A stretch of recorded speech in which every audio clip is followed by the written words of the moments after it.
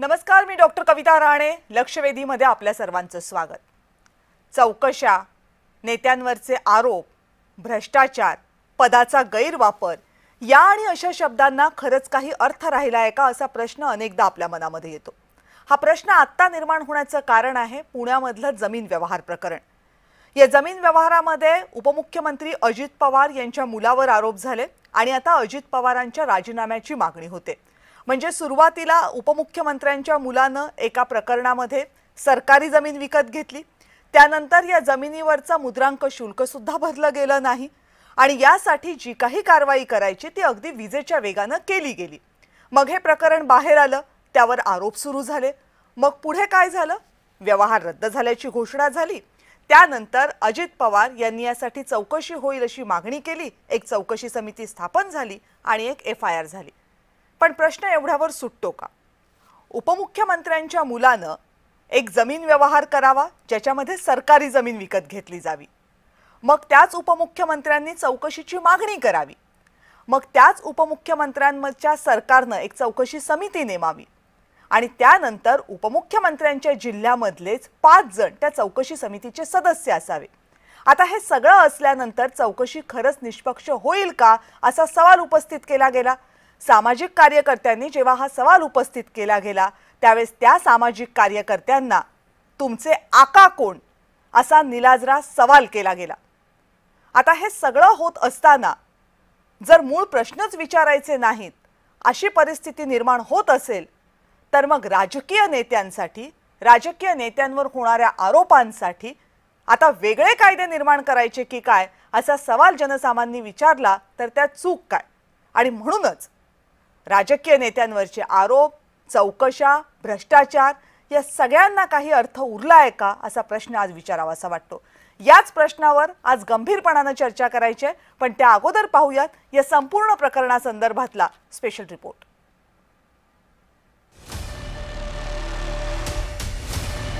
मुलानं केलेला जमीन व्यवहार अजित पवारांच्या उपमुख्यमंत्री पदावरची टांगती तलवार बनलाय. कारण अजित पवार जर पदावर राहणार असतील तर या प्रकरणाची निष्पक्ष चौकशी होऊ शकत नाही. त्यामुळेच अजित पवारांनी आपल्या पदाचा राजीनामा द्यावा अशी मागणी सामाजिक कार्यकर्त्या अंजली दमानिया यांनी केली. ती जी समिती नेमली गेली आहे या व्यवहाराची चौकशी करायला, त्याच्यातल्या सदस्यांची यापैकी 6 पैकी 5 सदस्य हे पुण्यातले, महाराष्ट्र राज्याचे उपमुख्यमंत्री अजित पवार असताना ही कमिटी चौकशी करू शकेल का, निष्पक्ष चौकशी करू शकेल का? म्हणून माझी पहिली मागणी आहे की अजित पवार यांनी उपमुख्यमंत्री पदापासून आणि पालकमंत्री पदापासून ताबडतोब राजीनामा द्यावा. पुण्यामधल्या कोरेगाव पार्कातील महारत्नाची 40 एकर जागा अजित पवार यांचा मुलगा पार्थ पवार यांच्या कंपनीनं 300 कोटी रुपयांना विकत घेतली. ही जागा IT पार्कसाठी विकत घेणार असं दाखवण्यात आलं. त्यासाठी या जमीन व्यवहाराचं 21 कोटी रुपयांचं मुद्रांक शुल्कही माफ करण्यात आलं. पार्थ पवारांच्या कंपनीच्या वतीनं दिग्विजय पाटील यांनी शीतल तेजवानी यांच्याशी करार केला. शीतल तेजवानी यांच्या कंपनीकडे या जमिनीची पॉवर ऑफ अटर्नी होती. पण मुळात महारत्नाच्या जमिनीची अशी पॉवर ऑफ अटर्नी देताच येत नाही आणि या जमिनीची विक्रीही करता येत नाही. त्यामुळे जमिनीचं हे प्रकरण वादात सापडलं. पण चौकशी सुरू झाली आणि मग दिग्विजय पाटील आणि शीतल तेजवानी यांच्यावर FIR दाखल झाली. पण कंपनीमध्ये 99% मालकी असलेल्या पार्थ पवारांवर कोणतीही कारवाई झाली नाही. 99% पार्टनरशिप ही पार्थ पवारची आहे आणि 1% पार्टनरशिप ही दिग्विजय पाटीलची आहे. पण तरी सुद्धा FIR मध्ये त्याचं नाव घातलं गेलं नाही. हे नुसते वाचवण्याचे धंदे आहेत. आणि आता ही ऍक्ट ही मी तिथल्या पोलीस अधिकाऱ्यांना पाठवून देणार आहे. LLP ऍक्ट 2008 प्रमाणे त्यांची अनलिमिटेड लायबिलिटी आहे आणि पार्थ पवारवर देखील ताबडतोब हा FIR झाला पाहिजे. या प्रकरणाचं गांभीर्य लक्षात आल्यावर अजित पवारांनी हा व्यवहार रद्द करत असल्याचं सांगितलं खरं, पण त्यामुळे अजित पवारांच्या राजीनाम्याची मागणी काही थांबलेली नाही.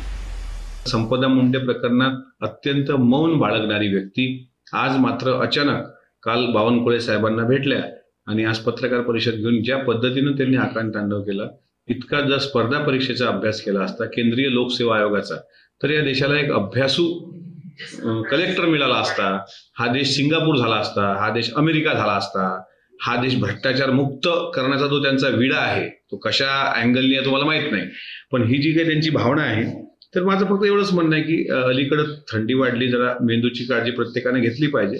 इतक्या पद्धतीचा आकांड तांडव अजितदादा आणि पार्थदादांबद्दल करून जाणीवपूर्वक बदनाम करण्याची जे काही कोणी आकाने त्यांना सांगितलं असेल, तो आका नेमका कोण हे आता शोधणं मला असं वाटते क्रमप्राप्त आहे.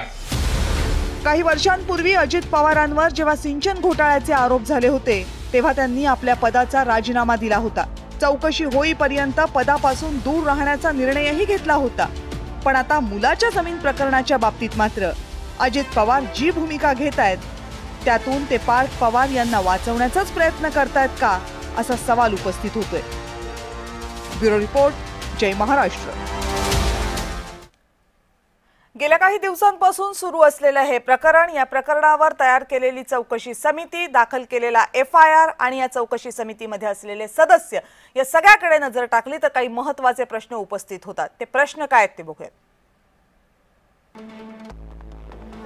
पहिला प्रश्न, या प्रकरणामध्ये अजित पवार यांच्या उपमुख्यमंत्री पदाच्या राजीनाम्याची जी मागणी केली जाते ती मागणी योग्य आहे का? सवाल दुसरा, अजित पवार पदावर असताना चौकशी समिती निष्पक्ष चौकशी करू शकेल का? सवाल तिसरा, चौकशी समितीमध्ये जे 6 सदस्य आहेत त्यापैकी 5 अधिकारी हे पुणे जिल्ह्यामधलेच कसे? सवाल चौथा, व्यवहार रद्द केला म्हणजे पार्थ पवारांची या संपूर्ण प्रकरणामधून सुटका होऊ शकेल? आणि सगळ्यात महत्त्वाचा प्रश्न, अजित पवार यांच्यावर आरोप करणाऱ्या, अजित पवार यांच्या राजीनाम्याची मागणी करणाऱ्यांचा आका कोण, हा प्रश्न का विचारला जातो?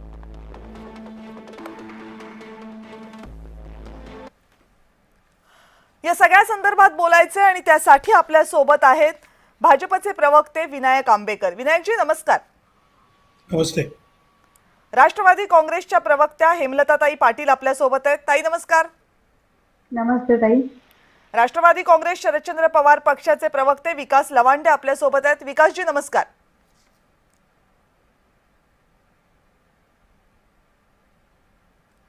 विकासजी, माझा आवाज येतोय आपल्यापर्यंत? हो, नमस्कार. नमस्कार. पत्रकार उमेश घोंगडे आपल्या सोबत या चर्चेमध्ये आहेत. उमेशजी नमस्कार. नमस्ते. नमस्ते. माहिती अधिकार कार्यकर्ते विजय कुंभार काही वेळातच आपल्या सोबत या चर्चेमध्ये असणार आहेत आणि सामाजिक कार्यकर्त्या अंजली दमानिया या सुद्धा या चर्चेमध्ये आपल्या सोबत आहेत. सुरुवातीला आपण अंजलीताईंकडे जाऊयात. अंजलीताई, मुळात तुम्ही आज अजित पवार यांच्या राजीनाम्याची मागणी केली. जेव्हा हे संपूर्ण प्रकरण झालं तेव्हा तुम्ही देशामध्ये नव्हतात, देशाच्या बाहेर होतात. तुम्ही असं म्हटलं होतं की आल्यानंतर महसूल मंत्र्यांची भेट घेतली जाईल आणि त्यानंतर मी माझी भूमिका मांडेल. आता जे कागदपत्र तुम्ही बघितलेले आहात, महसूल मंत्र्यांची जी चर्चा केलेली आहे, त्यानंतर तुम्हाला असं का वाटतं की चौकशी समिती तर स्थापन झालेले मात्र तरीही अजित पवारांनी राजीनामा का द्यावा? तर अजित पवारांच्या राजीनाम्याची मागणी तर करणारच ना, कारण ते जर पालकमंत्री आहेत, उपमुख्यमंत्री आहेत, तर ते प्रत्येक ठिकाणी त्यांचा हस्तक्षेप हा होणारच आहे. आणि आत्ताच्या घटकेला आपण बघितलं, ही जी 6 मेंबर्सची 6 सदस्यांची समिती बनवली आहे ही सगळी चौकशी करायला, त्याच्यापैकी 5 सदस्य जर पुण्याचेच असले आणि हे पुण्याचे पालकमंत्री आहेत तर शक्य तरी आहे का? आणि आपल्याला जर आठवत असेल की सिंचन घोटाळ्याच्या वेळेस त्यांनी एकदा संध्याकाळी 5 वाजता प्रेस कॉन्फरन्स घेऊन जाहीर केलं होतं की मला असं वाटतं की सिंचन घोटाळ्याची नीट चौकशी होण्यासाठी मी माझा राजीनामा देणं गरजेचं आहे. तर तसंच त्यांनी काहीसं आता करणं गरजेचं आहे. आणि मला असं वाटतं की जोपर्यंत उपमुख्यमंत्री पदाचा ते राजीनामा देत नाहीत, जोपर्यंत ते पालकमंत्री पदाचा राजीनामा देत नाहीत, हे जो फार्स चाललाय ना चौकशीचा, तो केवळ एक फार्स राहणार आहे आणि त्याच्यात खरं काहीच होणार नाहीये.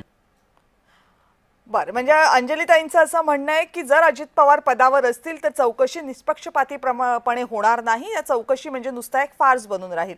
विजय कुंभार माहिती अधिकार कार्यकर्ते हे सुद्धा या प्रकरणामध्ये सुरुवातीपासून आपली भूमिका मांडतात। विजयजी, प्रश्न असा आहे की अजित पवार यांनी हे सगळं प्रकरण आल्यानंतर मी सगळी चौकशी करतो आणि मग सांगतो असं म्हटलं होतं। त्यानुसार त्यांनी चौकशी केली होती आणि त्यानंतरची त्यांचे जे पहिलं पाऊल होतं ते पाऊल हे होतं की या जमिनीचा व्यवहार रद्द केला जाईल असं त्यांनी म्हटलं होतं आणि त्यानंतर जी काही कायदेशीर प्रक्रिया असेल ती अर्थातच पूर्ण केली जाईल।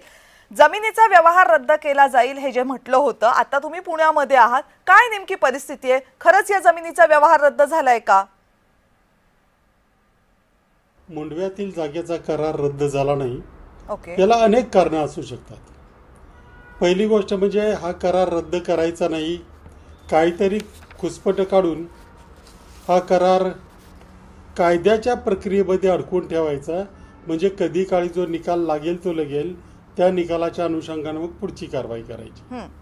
शासनाकडे आणि या जागेचा व्यवहार करणाऱ्यांकडेही दोन पर्याय उपलब्ध आहेत। शासन जर मनात आलं, म्हणजे एकीकडे जे म्हटलं जातं की आम्ही रद्द करू शकत नाही, ते कोर्टाकडे गेलं पाहिजे, अगदी तसंच काही नाही आहे। बेकायदा जागेचा हा झालेला हा व्यवहार आहे, त्याच्यामुळे ते रद्द करण्याचा शासनालाही अधिकार आहे, परंतु तेवढं धाडस कुणी दाखवणार नाही, ते कोर्टाकडे बोटं दाखवतील।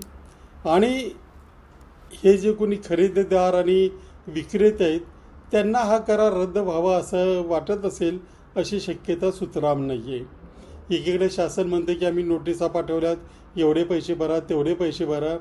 खरं तर या कायद्यात आणखी तरतूद आहे, जरी करार रद्द झाला तरी काही रक्कमी परत द्यायची तरतूद आहे आणि ती परत द्यावी सुद्धा लागणार आहे।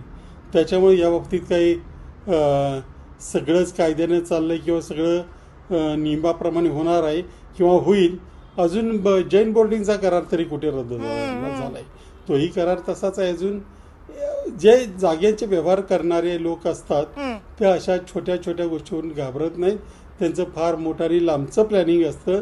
त्याच प्लॅनिंगचा भाग म्हणून हा करार लवकर रद्द केला जात नाही। कदाचित पुढे काहीतरी त्याच्यातून निष्पन्न व्हावं ही एक भावना त्याच्यामागे असू शकते। हेमलताताई, आता प्रश्न असा आहे की जेव्हा हे सगळं प्रकरण बाहेर आलं त्यावेळेस अजित पवार यांनी सांगितलं होतं की हा करार रद्द होईल। अर्थात जमिनीचं प्रकरण आहे, काही काळ लागू शकतो, हा करार काही अजून तरी रद्द झालेला नाहीये। दुसरीकडे चौकशी समिती स्थापन होईल असं सांगितलं होतं, चौकशी समिती स्थापन झालेले आहेत, त्यातले 5 अधिकारी हे पुण्यामधलेच आहेत, ज्या पुण्याचे अजित पवार हे पालकमंत्री आहेत।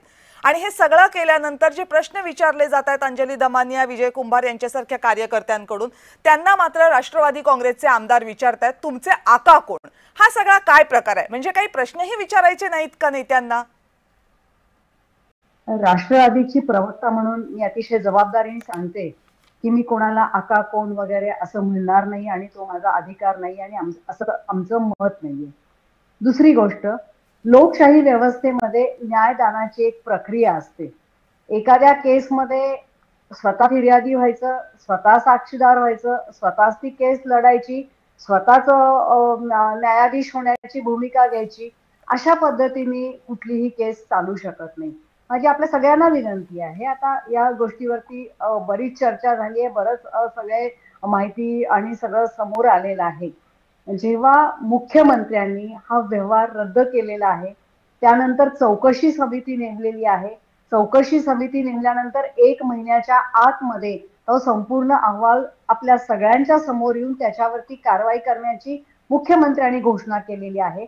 त्या चौकशीमध्ये सगळ्या अधिकाऱ्यांचं जर आपण रेप्युटेशन बघितलं तर अतिशय प्रामाणिक अधिकारी त्याच्यामध्ये काम करतात। अशा वेळी ते अधिकारी पुण्याचेच का, मग पुण्यातलेच असल्यामुळे काही होऊ शकतं का? अशा पद्धतीचं वक्तव्य करणं म्हणजे एखाद्या अधिकाराच्या प्रामाणिक ह्याच्यावरती आपण अविश्वास दाखवतोय। 1 महिन्यामध्ये जेव्हा मुख्यमंत्री म्हणतात की सगळं आपल्या समोर येणार आहे, तर त्या प्रक्रियेमध्ये जाऊन जे काही वास्तव आहे ते वास्तव समोर आल्यानंतर त्याच्यावरती चर्चा करणं योग्य होईल। आता त्याच गोष्टी परत काढून हे असं का झालं, असं झालं म्हणून असं व्हायला हवं होतं का, या गोष्टींवरती चर्चा करणं मला असं वाटतं अतिशय गैर आहे। कुठल्याही गोष्टीमध्ये सिलेक्टिव्ह भूमिका घेऊन आंदोलन करण्यापेक्षा जे काही सत्य चौकशी समितीच्या माध्यमातून जनतेसमोर येईल, मुख्यमंत्री त्याच्यावरती जी काही कारवाई करेल ती कारवाई आम्ही मान्य करणार आहोत, ते आमच्यावरती बंधनकारक राहणार आहेत। आणि तशी भूमिका, स्पष्ट भूमिका उपमुख्यमंत्री अजितदादा पवार यांनी घेतलेली आहे। पक्षाचीही ती भूमिका आहे आणि आम्ही अतिशय नम्रपणे आपल्याला सांगतो की जे काही घडलं त्याच्यामध्ये जे समोर येईल तो जो न्याय आमच्या समोर येईल तो आम्हाला मान्य असेल आणि आम्ही त्याप्रमाणे पुढे जाऊ. आता 1 महिन्यामध्ये जेव्हा चौकशी समितीचा अहवाल येणार आहे तोपर्यंत आपण वेगवेगळ्या गोष्टींवरती शंका कुशंका करून त्या गोष्टीला वेगळं वळण देणं मला असं वाटतं चुकीचं आहे आणि त्या पद्धतीने आपण पुढे वेगळं वळण म्हणजे काय दिलं जाऊ शकतं? म्हणजे प्रश्न तर फक्त याच्या बाबतीतच विचारले जातात ना, व्यवहाराच्या बाबतीतच विचारले जातात प्रश्न, चौकशी समितीबद्दल विचारले जातात प्रश्न, FIR बद्दल विचारले जातात. मग याच्यात वेगळं वळण म्हणजे आका कोण हा प्रश्न जरी तुम्ही विचारत नसलात या चर्चेमध्ये तरी वेगळं वळण दिलं जातं याचा अर्थ काय होतो? ती केस समोर आल्यानंतर FIR दाखल झाला. FIR दाखल झाल्यानंतर मुख्यमंत्र्यांनी 24 तासाच्या आतमध्ये कारवाई करण्याचे आदेश दिले. चौकशी समिती स्थापन झाली. तो व्यवहार रद्द करण्याचे आदेश दिले आणि ह्या प्रकरणाची सांगोपांग सगळी जी काही चौकशी आहे ते सुरू आहे. त्यामुळे त्या चौकशीचा जो अहवाल पुढे येईल तो सगळ्यांवरती बंधनकारक राहील. आपण तो अहवाल याला थोडा वेळ द्यावा लागेल आणि तो वेळ दिल्यानंतर जेव्हा तो अहवाल 1 महिन्यानंतर समोर येईल तेव्हा आपण परत एकदा सगळे चर्चेला बसूया आणि परत त्याच्यामध्ये जर कोणावरती आपल्याला असं वाटत असेल की चौकशी समितीचं कामकाज हे ज्या पद्धतीने अपेक्षित नव्हतं त्या पद्धतीने झालेलं नाहीये किंवा झालेलं आहे याबद्दल तुम्ही बोललात पण माझा मूळ प्रश्न शिल्लक राहतोय ना, वेगळं वळण देण्याचा प्रयत्न केला जातोय असं का वाटतंय तुम्हाला? याच्यात राजकारण होतंय असं वाटतंय का? सामाजिक कार्यकर्ते जो प्रश्न विचारतायत ते राजकीय हेतूने विचारतात असं वाटतंय का? सामाजिक कार्यकर्ते हा प्रश्न राजकीय हेतूने विचारतात असं मी म्हणत नाही, परंतु काही व्यक्ती सिलेक्टिव्हली कुठल्या तरी प्रश्नावरती आंदोलन करतात. हे समाजापुढे आलेलं आहे, हे सगळ्यांनी बघितलेलं आहे.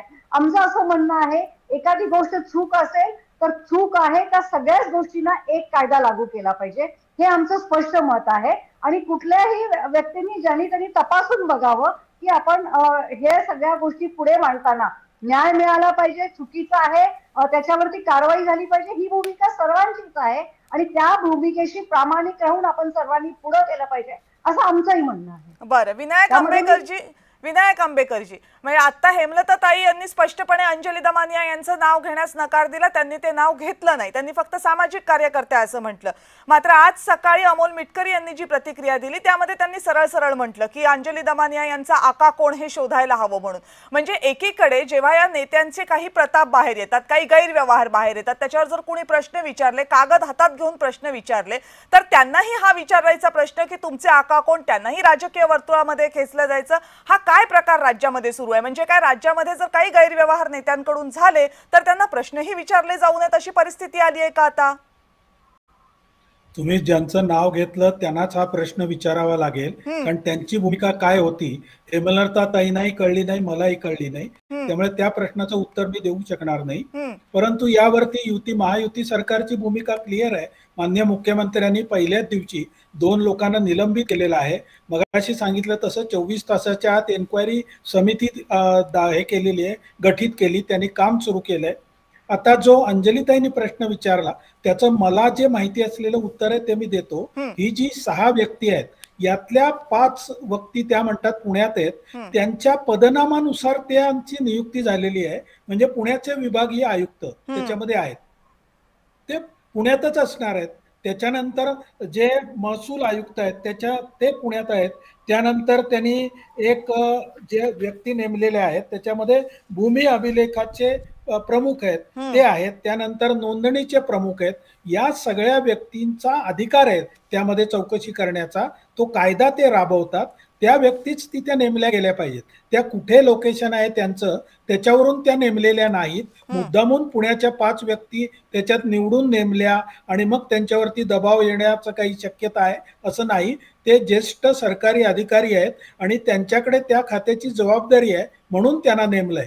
त्यामुळे मला असं वाटतं की मगाशी ताईंनी सांगितलं तसं आपण महिनाभर वाट पाहावी, त्यांची चौकशी होऊ द्यावी आणि मग ह्याच्यातून जे काही श्लेष जे निघतात ते काढण्याचा प्रयत्न करावा. आत्ता तरी आपण चौकशीला सामोरं जावं, चौकशीला मदत करावी, अशा सगळी भूमिका सगळ्यांनी घेतली पाहिजे असं मला वाटतं. कारण आपण म्हणू तेच झालं पाहिजे असं लोकशाहीमध्ये आग्रह असू शकतो, पण तसं होत नाही बऱ्याच पण वेळा. उपमुख्यमंत्री पद हे राज्यातलं दुसऱ्या क्रमांकाचं सगळ्यात महत्वाचं पद आहे. त्यामध्ये अजित पवार हे पुण्याचे पालकमंत्री सुद्धा आहेत. अजित पवार हे पुण्याचे पालकमंत्री आणि उपमुख्यमंत्री असताना अशा प्रकारची चौकशी ही कोणत्याही दबावाशिवाय पार पडेल याचा विश्वास तुम्हाला वाटतो का? नक्कीच वाटतो, कारण आरोप हे अजित पवारांच्या वरती नाही आहेत, आरोप हे त्यांच्या मुलावरचे आहेत. त्यामुळे अजित पवारांच्या वरती जेव्हा आरोप होते तेव्हा मगाशी सांगितलं गेलं तसं त्यांनी राजीनामा दिला होता किंवा ते पदापासून दूर झाले होते, हे योग्य होतं. आता आरोपी कोण आहे? आरोपी ते नाही आहेत, त्यांच्यावरचे आरोप नाही आहेत, ते उपमुख्यमंत्री पद आहेत आणि त्यांनी स्पष्ट भूमिका घेतलेली आहे की सगळ्या चौकशीला ते सहकार्य करणार आहेत आणि जे काही कायद्याने निघेल, म्हणजे चौकशी समितीने ज्या कुणावर ठपका ठेवला जाईल त्याच्यावरती कारवाई होईल.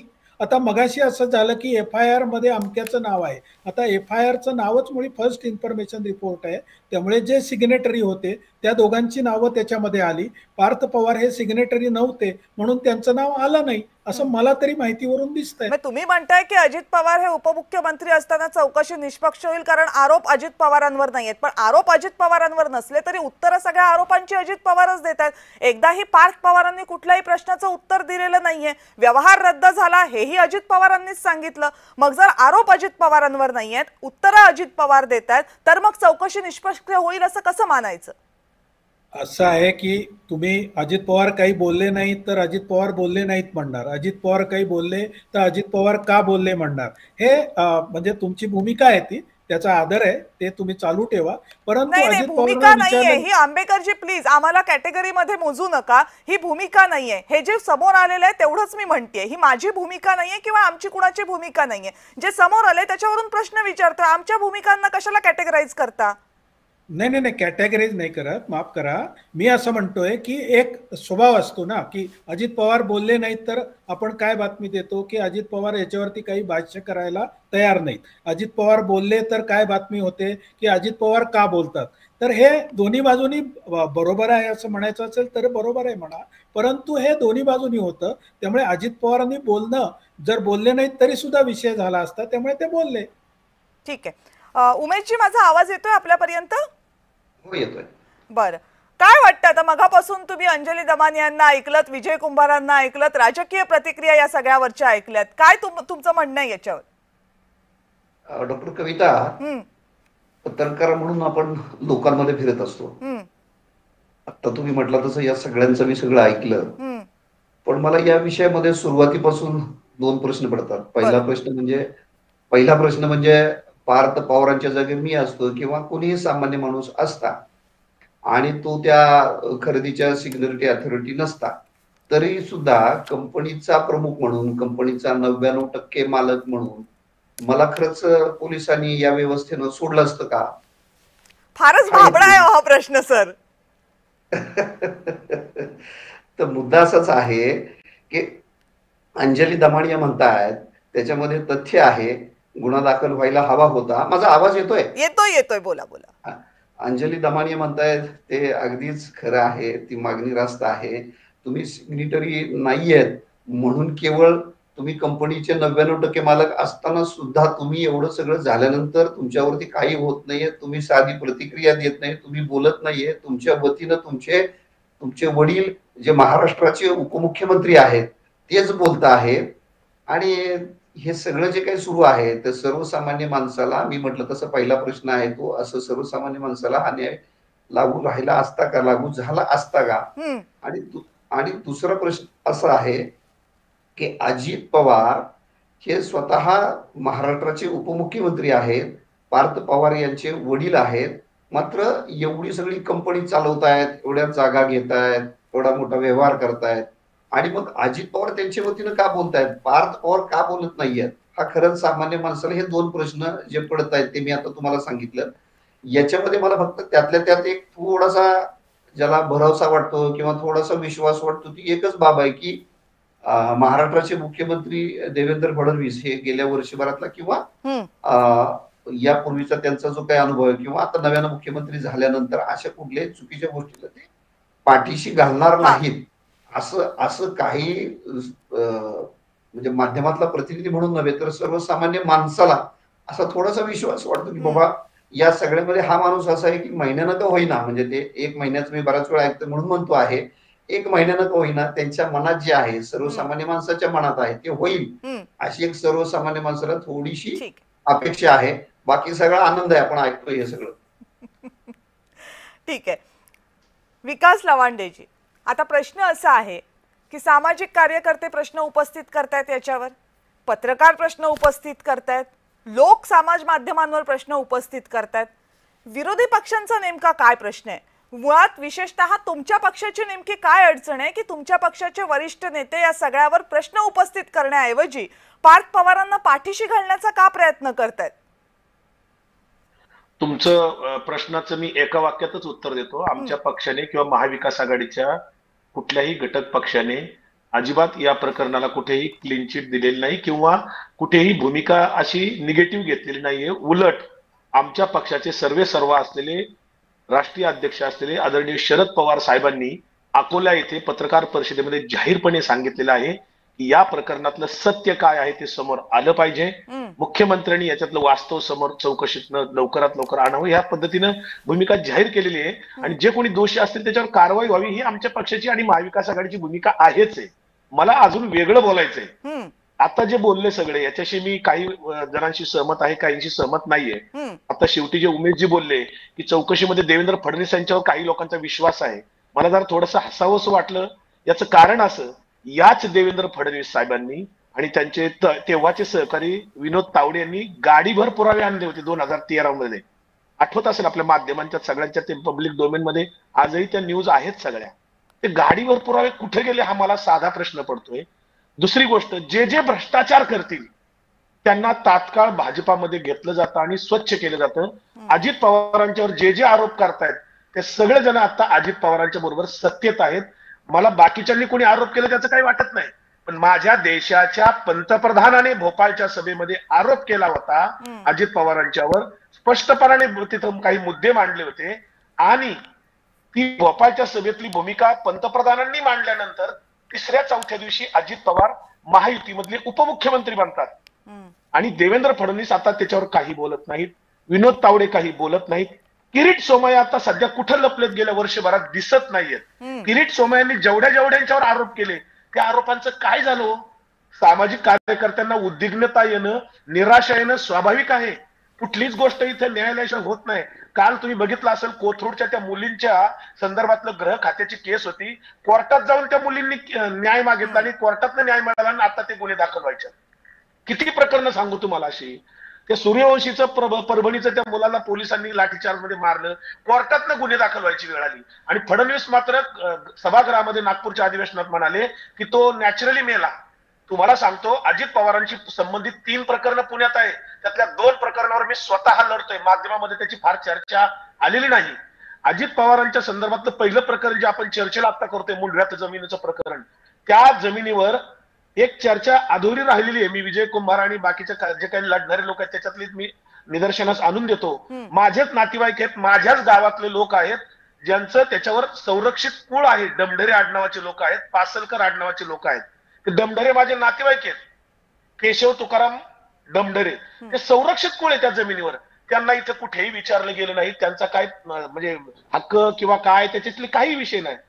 प्रश्न असा आहे, पार्थ पवार दोषी आहेत नाहीत, ती चौकशी समिती काय चौकशी करेल? मुळामध्ये गेल्या 11 वर्षामध्ये भारतीय जर जनता असं पार्टीच्या तुम्हाला देशात वाटतंय सरकार की आहे. तिथं ते कूळ लागलं आहे, ते जमिनीचा व्यवहारच चुकीचा आहे, तर मग सुप्रिया सुळे असं का म्हणतायत की आम्ही पार्थला फोन केला होता आणि मग पार्थनं सांगितलं की आम्ही काहीच चुकीचं केलेलं नाहीये? म्हणजे जर पार्थच्या बाबतीमध्ये हे झालं तर फोन करून विचारायचं आणि बाकीच्या वेळेला मात्र तुमच्या नेत्या मुख्यमंत्र्यांना पत्र पाठवणार आणि सांगणार तुम्ही अमुक कार्यकर्त्यांना तुमच्या पक्षामध्ये घेऊ नका, त्यांच्यावर अमुक अमुक आरोप आहेत म्हणून. म्हणजे आपल्या घरातलं मुलं असलं की एक न्याय, बाकीचे असले की दुसरा न्याय, अशी भूमिका आहे का तुमच्या नेत्यांची? अजिबात नाही. सुप्रियाताई जे बोलल्या त्या कुटुंब म्हणून तरी काही बोलल्या असल्या, पक्षाची भूमिका आदरणीय पवार साहेबांनी मांडलेली आहे. आम्ही सगळे प्रवक्ते मांडत सुप्रियाताई पक्षाच्या नेते आहेत ना, राष्ट्रीय स्तरावरच्या नेते आहेत, ती काही कुटुंबाची भूमिका थोडी असू शकते. सुप्रियाताईंनी सुद्धा कुठेही क्लीन चिट दिलेली नाही. सुप्रियाताईंनी जरी सांगितलं असलं की मी पार्थ पवारशी बोलले आणि विचारलं, सत्य समोर येऊ द्या असं त्याही म्हणलेत ना. चौकशीमध्ये सत्य काय आहे कळू द्या महाराष्ट्राला, त्याही बोलल्यातच ना. आपण पत्रकार परिषद त्यांची आपण ऐकली तर लक्षात येईल. पण मला जे 2 प्रकरणं सांगायची जी अजित पवारांच्याच नावाखाली चाललेली आहेत, त्याच्यात अजित पवारांचा थेट संबंध आहे असं मी म्हणणार नाही. पुणे कृषी उत्पन्न बाजार समितीमध्ये 200 कोटीचा घोटाळा आहे. चौकशी समिती नेमली, तिथं महायुतीचा सहभाग आहे. पणन मंत्री तिथे भाजपाचे आहेत. जसं या प्रकरणामध्ये मुंडव्याच्या जमिनीच्या महसूल मंत्री भारतीय जनता पार्टीचे आहेत, त्याच पद्धतीचं यशवंत सहकारी साखर कारखान्याची 100 एकर जमीन बेकायदा पद्धतीनं 500 रुपयाच्या स्टॅम्प पेपरवर व्यवहार केलाय. 300 कोटीचा नोटरी केलंय, फक्त नोटरी. आणि 36 कोटी पुणे कृषी उत्पन्न बाजार समितीने यशवंत कारखान्याला दिली. फौजदारी गुन्हे दाखल करावे, फोर्जरी केली, कारण त्याच्यामध्ये जी जनरल मीटिंग कारखान्याची दाखवली ती बोगस दाखवली. मृत सभासदांच्या सह्या, बिगर सभासदांच्या सह्या. मी पुणे आयुक्तांकडे तक्रार दिली आहे पुराव्यासह, अजून त्याच्यावर कारवाई होत नाही. बाजार समितीतल्या घोटाळ्यावर चौकशी अधिकारी जो सुर्वे म्हणून नेमला जॉईंट रजिस्ट्रार, अजून तेच अधिकारी आता याची चौकशी करणार आहेत. मग त्या चौकशीवर मात्र तुमचा विश्वास असणार आहे? या प्रकरणात सुद्धा चौकशी जरी झाली तरी त्याच्यातनं फार काही निष्पन्न होईल असं मला वाटत नाही. कुणावरही कारवाई होईल असं मला वाटत नाही. कारण मी स्वतः 2 प्रकरणाचा अभ्यास करतोय. गेल्या 11 वर्षात कुठल्याही प्रकरणावर चौकशी होऊन कोणावरही दोषीवर कारवाई झाल्याचं एखादं प्रकरण ऐकलं नाही. ठीक आहे विनायक आंबेकरजी, आता तुम्हाला यांच्या प्रश्नांची उत्तरं द्यावी लागतील की अजित पवार किंवा इतर कुठले नेते यांच्यावर जेव्हा आरोप होतात तेव्हा ते आरोप ते विरोधात असताना होतात, आणि तुमच्या बरोबर ते पक्ष आले, ते नेते आले की मात्र त्यांच्यावरच्या आरोपांची धार फक्त बोथटच होत नाही तर त्या आरोपांबद्दल कुठे चर्चाही होत नाही. मग हेच आता या नव्या आरोपांच्या बाबतीत सुद्धा होणार आहे का? नक्कीच होणार नाही. माननीय देवेंद्रजींनी पहिल्याच दिवशी असं स्पष्टपणे सांगितलं की प्रायमा फेसाय हे प्रकरण गंभीर दिसत आहे, याची पूर्ण सांगू नका. ऐका मला एक साधा प्रश्नाचं उत्तर द्या. तुमचा वेळ संपलाय, आता मला बोलू दे. तुमचा वेळ संपलाय, आता मला बोलू दे. तुमचं आणि देवेंद्रजींच्या विरुद्ध तुमचं मत आहे म्हणजे ते बरोबर आहे असं समजू नका. तुम्ही एका पक्षाचे प्रवक्ते आहात, जरा शिस्त शिकून घ्या, जरा चर्चेची शिस्त शिकून घ्या. प्रवक्ते म्हणून बसताना तुम्ही जरा शिस्त शिकून घ्या चर्चेची. शिस्त नका सांगू, शिस्त सांगू नका आम्हाला. ती हातचड्डीतली शिस्त सांगू नका. तुम्ही मला सांगा अजित पवारांच्या प्रश्न विचारा आणि आपण भाषेचं सगळेजण हे राखूयात. मग प्रश्न मूळ असेल तेवढा फक्त विचारा, एका वाक्यात बघू, मग आपण त्यांच्याकडनं उत्तर घेऊयात. विचारा. तुम्ही चर्चा मला प्रश्न विचारू ना. हा एका वाक्यात आपण फक्त. मी एकाच वाक्यात. जर अजित पवारांच्यावर आतापर्यंत जे आरोप भारतीय जनता पार्टीने केले ते जर खोटे असतील तर जाहीर माफी मागा, आणि ते खरे असतील तर त्यांच्यावर कारवाई का नाही झाली? ओके, बोला आता विनायकजी. मी त्यांच्या आरोपांना बिलकुल उत्तर देणार नाही, त्यांना अधिकारच नाही. मी त्यांच्याशी चर्चेला आलो नाही, ते मी तुमच्याशी चर्चेला आलो. पहिला महत्वाची गोष्ट अशी आहे की देवेंद्रजींनी स्पष्टपणे सांगितलंय की अजितदादांना सुद्धा ही भूमिका मान्य आहे की या प्रकरणाची चौकशी झाल्यानंतर त्याच्यामध्ये जो कोणी दोषी आढळेल तो पार्थ पवार असेल तरी त्याच्यावरती कारवाई होईल, हे त्यांनी माध्यमांच्या समोर सांगितलेलं आहे. आणि अजितदादांची याला संमती आहे असंही त्यांनी पुस्ती जोडलेली आहे. त्यामुळे याच्या बाबतीत भारतीय जनता पार्टीची आणि महायुतीची भूमिका अतिशय स्पष्ट आहे. 1 महिन्याची चौकशी झाल्यानंतर जो कोणी याच्यात दोषी आढळेल, मग तो सरकारी अधिकारी असेल, त्या फर्मचा पार्टनर असेल, विकणाऱ्या फर्मचा पार्टनर असेल, त्या सगळ्यांच्या वरती कायदेशीर कारवाई होईल. बरं, ही कायदेशीर कारवाई होत असताना आता जी कारवाई झालेली आहे त्याच्याबद्दल काही सवाल उपस्थित होतात. अंजली दमानिया यांना हा सवाल आहे. अंजली ताई, खरं तर जेव्हा ही कारवाई झाली त्यावेळेस असं वाटलं होतं की काही महत्त्वाचे जे अधिकारी असतील त्यांच्यावर चौकशी होईल, त्यांच्यावर कारवाई होईल. एकीकडे महिनाभराची चौकशी समिती नेमली आहे खरी, पण दुसरीकडे जेव्हा कारवाई झाली तेव्हा मात्र अगदी कनिष्ठ अधिकाऱ्यांवर कारवाई झालेली आहे. म्हणजे कनिष्ठ अधिकारी हे इतक्या मोठ्या जमिनींचे व्यवहार, 1800 कोटी बाजार मूल्य असलेली जमीन 300 कोटी रुपयांना विकली जाते, सरकारी जमीन विकली जाते, 21 कोटींचा तिचा मुद्रांक शुल्क माफ केलं जातं. हे सगळं विजेच्या वेगानं घडतं आणि हे सगळं होत असताना तहसीलदारावर कारवाई होते. प्रांत अधिकारी, जिल्हाधिकारी, विभागीय आयुक्त, महसूल खात्यामधले अधिकारी यांच्यापैकी कुणालाही काहीही होत नाही. मग ह्या ज्या कारवाया झाल्या त्याच्यामध्ये मोठ्या माशांना सोडून द्यायचं आणि छोट्या माशांना गळाला लावायचं, असा प्रकार आहे का? नाही, नक्कीच सुटलेत. कारण याच्यात कसं आहे की जितेंद्र रुडी यांना 30 डिसेंबर 2024ला शीतल तेजवानींनी पत्राद्वारे कळवलं होतं की आम्ही डीडी 11,000चा भरलाय. आता जर यांना जरा जरी सिनियर ऑफिसर म्हणून त्याच्यावर कारवाई करणं खरं अपेक्षित आहे, पण तसं न करता तब्बल 11 महिने या व्यक्तीने काही केलं नाही. आणि दुर्दैव म्हणजे हे व्यक्ती त्या समितीत आहेत सध्या आणि ते त्याची चौकशी करणार आहेत. तर म्हणूनच मी आज प्रेस कॉन्फरन्समध्ये सांगितलं की कलेक्टरांना याच्यात ठेवता कामा नये. खरं ते हे पुण्याबाहेरचे सगळे अधिकारी पाहिजेत. मला असं वाटतं की प्रवीण दीक्षितांसारखे IPS अधिकारी किंवा मीरा बोरवणकरांसारखे IPS अधिकारी याच्यात घेतले पाहिजेत. मगच या प्रकरणाला सिरियस वळण येईल. आत्ताच्या घटकेला थातूरमातूर कारवाई दाखवली, ते येवल्यांवर कारवाई दाखवली आणि छोट्या छोट्या अधिकाऱ्यांवर दाखवली की विषय संपला. आणि कधीही ही कारवाई आपल्याला या मोठ्या लोकांवर, हे सो कॉल्ड अजित पवारांसारखे म्हणा, पार्थ पवारांसारखे म्हणा, आणि पार्थ पवार परत परत का वाचतायत, कारण ते पार्थ अजित पवार आहे. हे जर पार्थ भलता पाटील असते तर त्यांच्यावर उठून सरळ कारवाई झाली असती. म्हणून आम्ही नेहमी म्हणतो ना की 5,000ची चोरी झाली तर त्याच्यावर कारवाई होते आणि तो जेलमध्ये सडतो.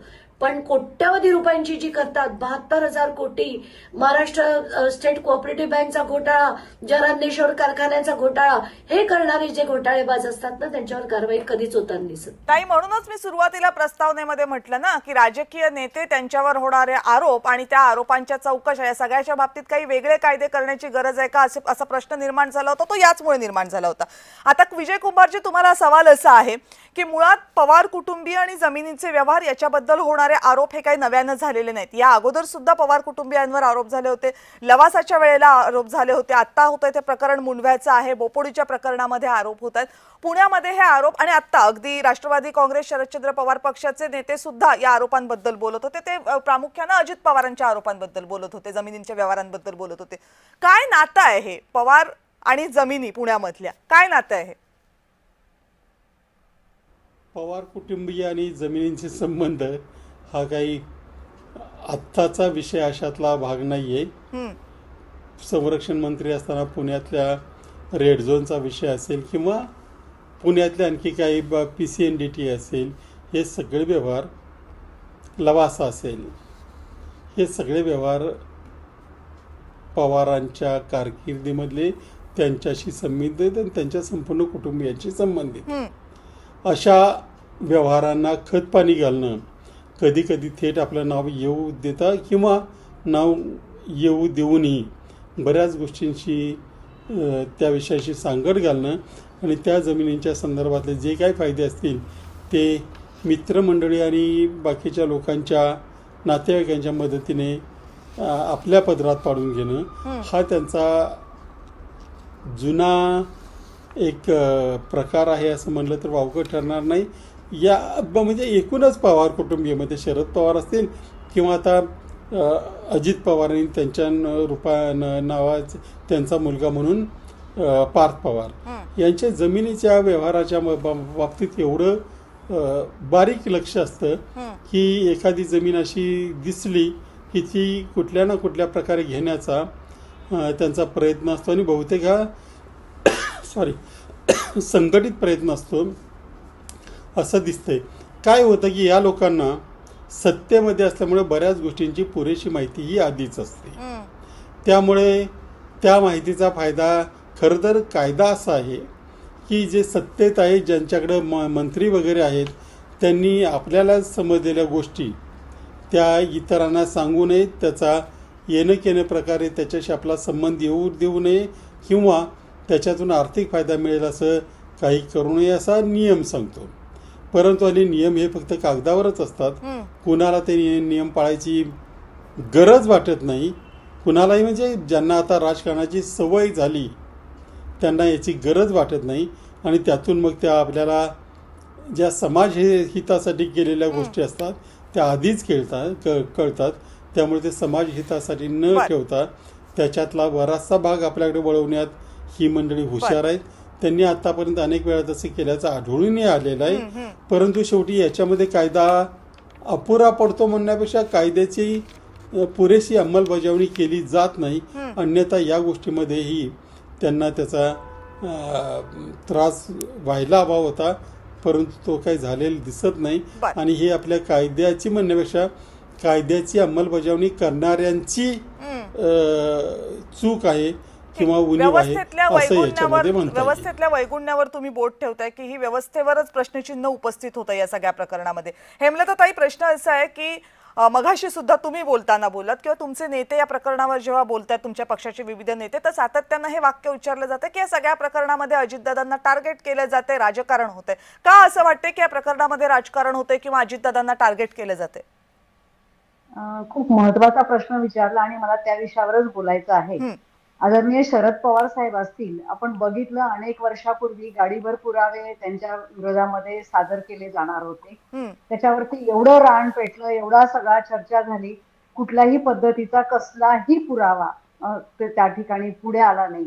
कसं असतं कविता, मी सुद्धा ग्रामीण भागातून आलेली आहे आणि मी सहकाराचं जाळं आणि त्या ग्रामीण भागाचा कसा कायापालट होतो हे कसं आहे की आपण एखाद्या ठिकाणी बसून एखाद्या व्यक्तीवरती बोट दाखवून आणि बोलणं हे खूप सोपं आहे, परंतु त्या ठिकाणी हजारो लाखो लोकांना रोजगार देणं, त्या भागाचा समृद्ध विकास करणं, अनेक मुलांना शिक्षणाची दारं उघडी करणं आणि खूप मोठं ह्या चळवळीने सगळं साध्य केलेलं आहे.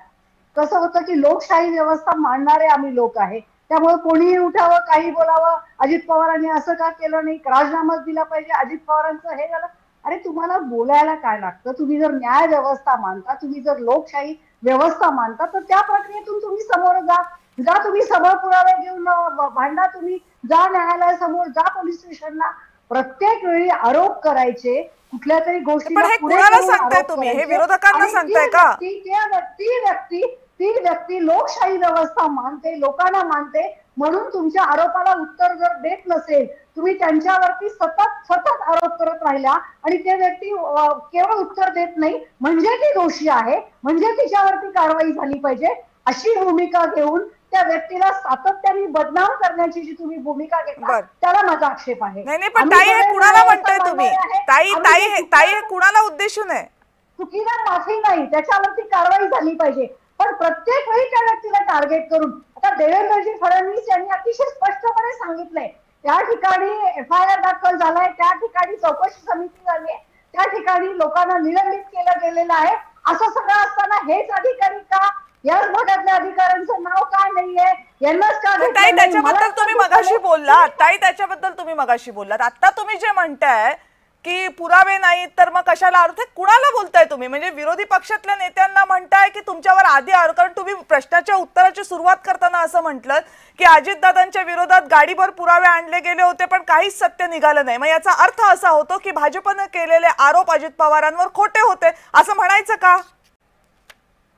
काय विचारलं तुम्ही मला? तुम्ही मला या प्रश्नाचं उत्तर देताना सुरुवातीला असं वाक्य म्हटलं की अजितदादांच्या विरोधात बैलगाडीभर पुरावे आणले गेले पण त्या पुराव्यांमध्ये काही तथ्य नव्हतं, एकही पुरावा खरा नव्हता, त्यामुळे अजितदादांच्या विरोधात बोलणाऱ्यांनी खरे पुरावे आणावेत. मग याचा अर्थ भाजपनं अजित पवारांवर जे सिंचन घोटाळ्याचे आरोप केले होते ते आरोप खोटे होते असं तुम्ही म्हणताय ना? हे बघा कविता, कुठलीही गोष्ट शेवटी राजकीय व्यासपीठ असतं, राजकीय व्यासपीठामध्ये निवडणुकीच्या तोंडावर काही गोष्टी घडत असतात, म्हणून त्याच्यामुळे अजितदादांना टार्गेट करणं आणि प्रत्येक वेळी 70,000 कोटी आता कुठून आला?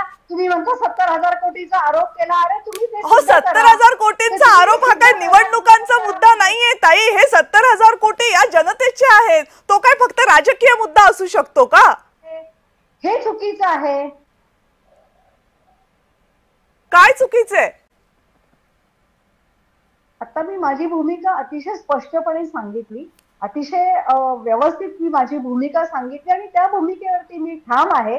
अजितदादा हे लोकांमध्ये राहणारे नेते आहेत, त्याच्याबद्दल वादच नाहीये. अजितदादा हे लोकांमध्ये राहणारे नेते आहेत, बराच तास ते काम करत असतात, या सगळ्याबद्दल काही सवालच नाहीये. प्रश्न त्याबद्दलचा नाहीये, अजितदादांच्या नेतृत्वाबद्दलचा नाहीये. ताई प्रश्न समजून घ्या ना. आम्ही कोणाच्या अंगावरती जात नाही, याचा अर्थ आम्ही सगळंच ऐकून घेतलं पाहिजे. ताई तुम्ही नका ऐकू, माझा प्रश्न ऐका फक्त. आम्ही स्वतःला आरोपीच्या पिंजऱ्यामध्ये प्रत्येक वेळी उभं करून घेतलं पाहिजे. हेमलता ताई, प्रश्न एवढाच आहे की तुम्ही असं म्हणालात की अजितदादांवर आतापर्यंत झालेल्या आरोपांमध्ये काही तथ्य नव्हतं, त्यांच्यावर झालेले आरोप हे खरे नव्हते.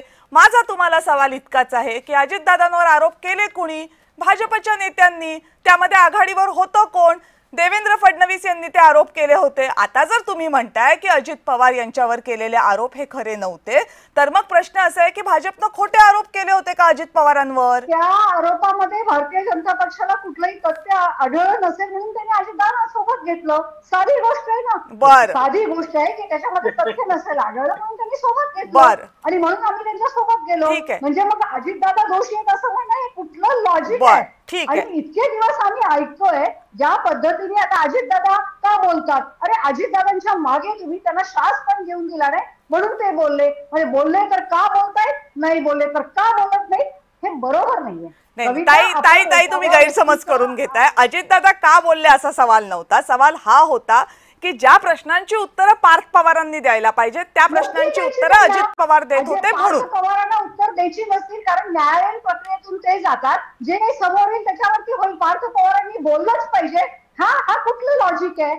आणि हे असं कसं असू शकतं? लॉजिक एवढंच आहे कारण कंपनी पार्थ पवारांची आहे म्हणून पार्थ पवारांना प्रश्न विचारणार।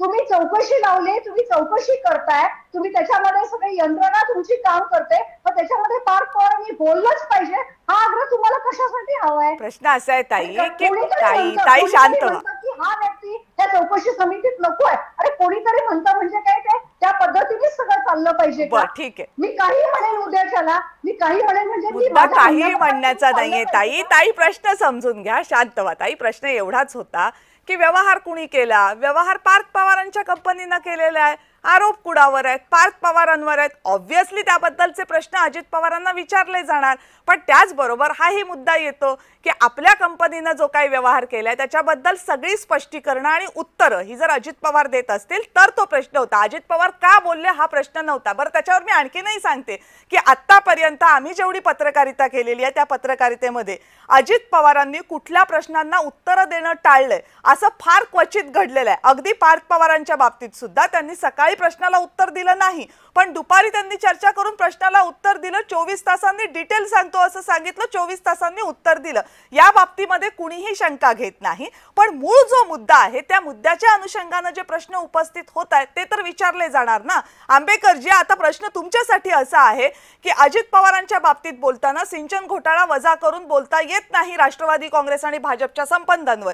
आता असं आहे की राष्ट्रवादी काँग्रेसच जर म्हणते की त्या आरोपांमध्ये काहीही तथ्य नव्हतं, तर मग प्रश्न साहजिकपणे असा उपस्थित होतो की मग खोटे आरोप करण्यात आले होते का अजित पवारांवर सिंचन घोटाळ्याचे? महाराष्ट्रामध्ये 70,000 कोटींचा घोटाळा झालाच नव्हता का?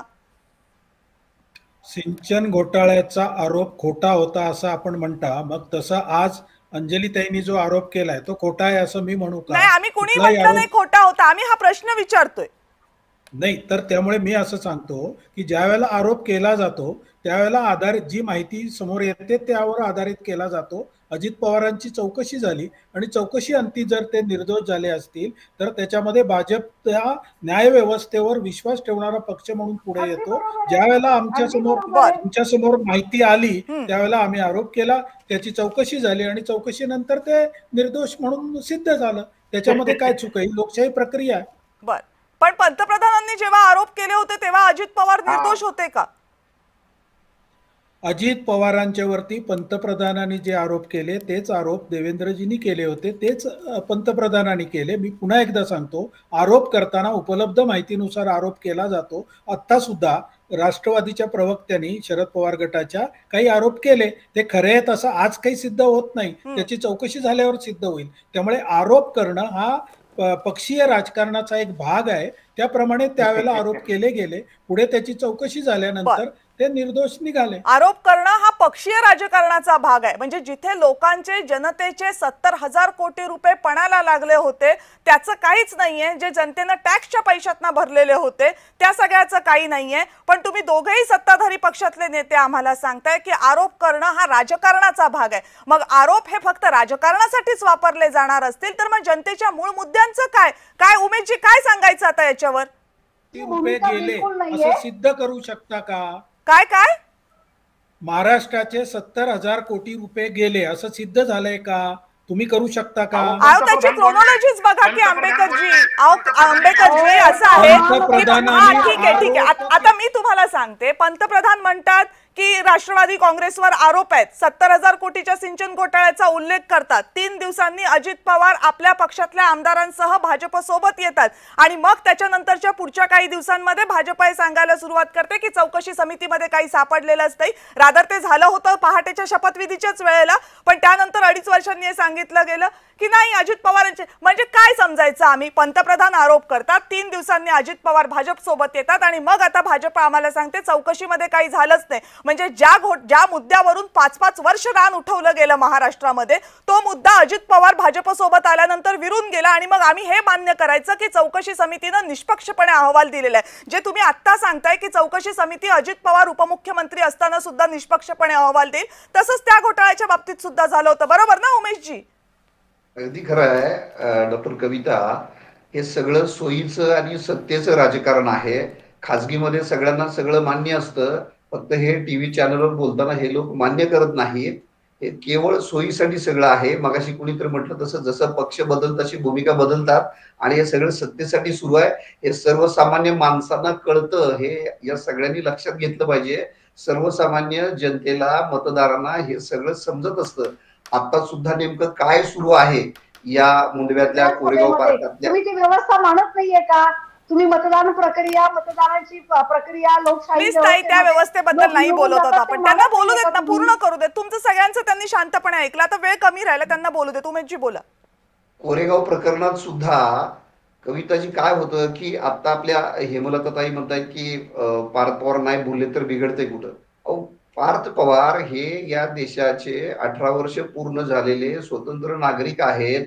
त्यांनी स्वतः कंपनी स्थापन केलेली आहे. कंपनीत ते व्यवहार करत आहेत आणि त्या संदर्भामध्ये जर त्यांच्यावरती आरोप होत असतील तर त्याची उत्तर त्यांनी दिली पाहिजेत का त्यांच्या वडिलांनी दिली पाहिजेत? नाही, त्याची उत्तर त्यांनी द्यावीत की राज्याच्या उपमुख्यमंत्र्यांनी द्यावी? जात आहेत ना ते. म्हटलंय का आम्हाला ही प्रक्रिया मान्य नाहीये, सीएमनी चुकीची कमिटी बसवली, ते काय म्हणतायत का? तुम्ही ज्या प्रक्रियेतून ते जात आहेत ना, मग त्यांनी बोललंच पाहिजे. प्रत्येकाने वाचाळवीर असलंच पाहिजे असा काही नियम आहे का?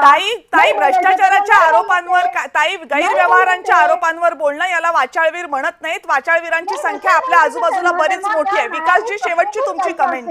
विकासजी, शेवटची कमेंट. ताई येते मी तुमच्याकडे. विकासजी, विश्वास असेल, न्याय व्यवस्थेवर विश्वास असेल, नसतील बोलले ते, म्हणजे बोललेच पाहिजे. हा आग्रह कुठून आला आणि कसा असू शकतो हा आग्रह? तो आग्रह असू शकतो कारण 99% पार्टनर आहेत पार्थ पवार, त्याच्यामुळे हा प्रश्न विचारला जातो. त्यांनी उत्तर द्यायचं की नाही, त्यांनी उत्तर द्यायचं की नाही ते पार्थ पवार ठरवतील. पण प्रश्न असा आहे की जर प्रश्न उपस्थित होणार असतील तर ते विचारले जाणार. आणि पार्थ पवार यांच्या जमिनीच्या घोटाळ्याच्या बद्दल प्रश्न उपस्थित झाल्यानंतर उपमुख्यमंत्री त्यांचा मुलगा आहे म्हणून उत्तर देतील. बाकीच्या सगळ्या जमिनींच्या बाबतीमध्ये उपमुख्यमंत्री देणार आहेत का उत्तर? नाही होणार आहे. त्यामुळे मग असे प्रश्न विचारले जाणार ना. आणि प्रश्न विचारले म्हणून त्याच्यावर विरोध करायचा हे असं नाही होऊ शकत. चला विकासजी, प्रश्न विचारताय ठीक आहे आणि आम्ही सगळ्या प्रश्नांची उत्तर देतो. आमचं कशावरच आक्षेप नाहीये.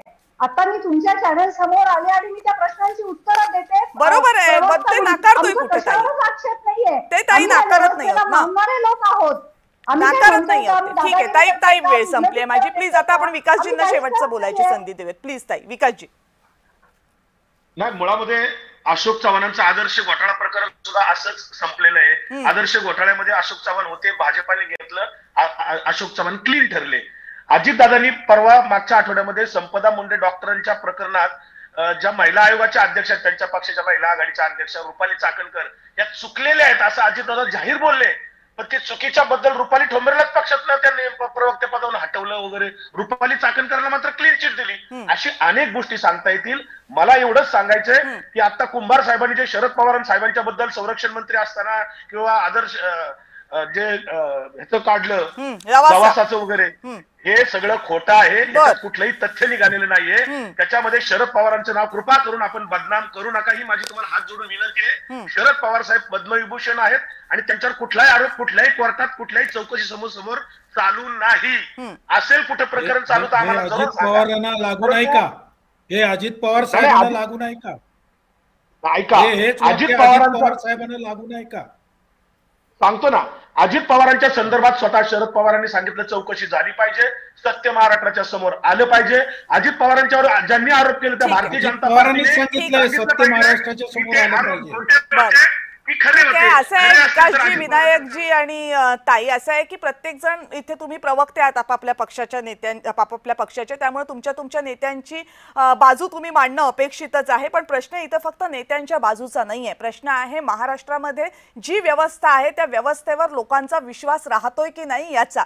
जर सध्याच्या व्यवस्थेमुळे सध्या ज्या प्रकारच्या चौकशा सुरू आहेत, ज्या प्रकारचे कायदे राबवले जातात, त्यामुळे जर प्रश्न उपस्थित होत असतील तर तो कुठल्या फक्त नेत्यापुरता मर्यादित असलेला प्रश्न नाहीये. 300 कोटी रुपयांच्या जमिनींचा व्यवहार होतो, मुद्रांक शुल्क भरलं जात नाही आणि तरीही कंपनीची 99% मालकी असलेल्या मालकावर कुठलाही गुन्हा दाखल होत नाही. जमिनीचा व्यवहार ज्या 1% जमिनीची कंपनीची मालकी असलेल्या पार्टनरनं केला त्याच्यावर फक्त गुन्हा दाखल होतो. चौकशी समिती जी नेमली जाते ती चौकशी समिती चौकशी करत असताना संबंधित कंपनीच्या 99% मालकी असलेल्या माणसाचे वडील उपमुख्यमंत्री असतात. असं जर असेल तर अर्थात सवाल उपस्थित होणार आणि जनतेने जर ते सवाल विचारले, सामाजिक कार्यकर्त्यांनी जर ते सवाल विचारले, तर त्या कार्यकर्त्यांना तुमचे आका कोण, तुमचे राजकीय हेतू काय, असे जर प्रतिप्रश्न त्या पक्षाकडनं यायला लागले तर मग या व्यवस्थेवरचा जो विश्वास आहे तो डळमळीत व्हायला लागतो. हा डळमळीत होऊ द्यायचा नसेल तर त्यासाठी हे सगळे सवाल उपस्थित करणं गरजेचं आहे आणि त्याची उत्तरं शोधणं गरजेचं आहे. त्या दृष्टीनं आपण सगळेजण आजच्या चर्चेमध्ये सहभागी झालात. तुम्हाला विचारण्यात आलेल्या सगळ्या प्रश्नांची उत्तरं दिलीत त्याबद्दल आपल्या सगळ्यांचे मी मनापासून आभार मानते. धन्यवाद. धन्यवाद. आणि यानंतर या चर्चेमध्ये वेळ झाली आहे इथेच थांबण्याची. पाहत रहा जय महाराष्ट्र.